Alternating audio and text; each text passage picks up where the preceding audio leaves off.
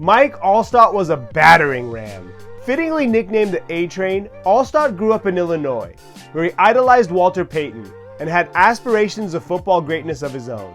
With the game built on power, Alstott relied on his blue-collar work ethic to separate himself from the rest, beginning in high school, when he built strength by pushing a station wagon around vacant parking lots, and increased his speed by running 40-yard sprints with car tires strapped to his waist.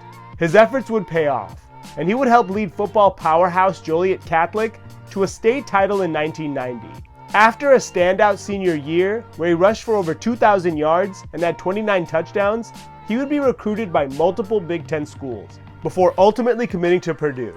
He would increase his production every year, and flourish not only as a rusher, but as a receiver as well, racking up 93 receptions and nearly 1,100 receiving yards over his 4-year career.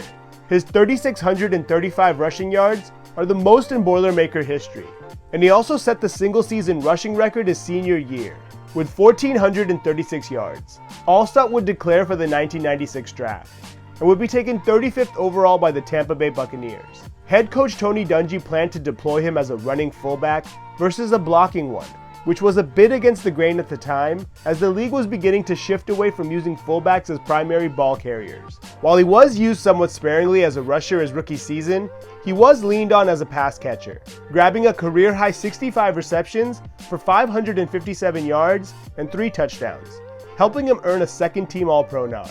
However, by year 2, that would flip, and he would see his rushing attempts and touchdowns nearly double, and his receiving production would be reduced by almost 2/3. Regardless of how he was used, one thing was clear: he was a legitimate weapon that defenses had to scheme for. For his efforts, he would be named to his first of 6 consecutive Pro Bowls and receive his first of 3 consecutive first-team All-Pro honors. He and running mate Warrick Dunn would go on to form one of the most dynamic tandems from 1997 to 2001, earning the nickname Thunder and Lightning.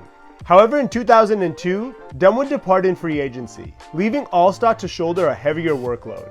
He would not only rise to the challenge, but delivered when it mattered most: the playoffs. Behind an all-time defense and Alstott, the Bucs would finish 12-4, earning themselves a first-round bye.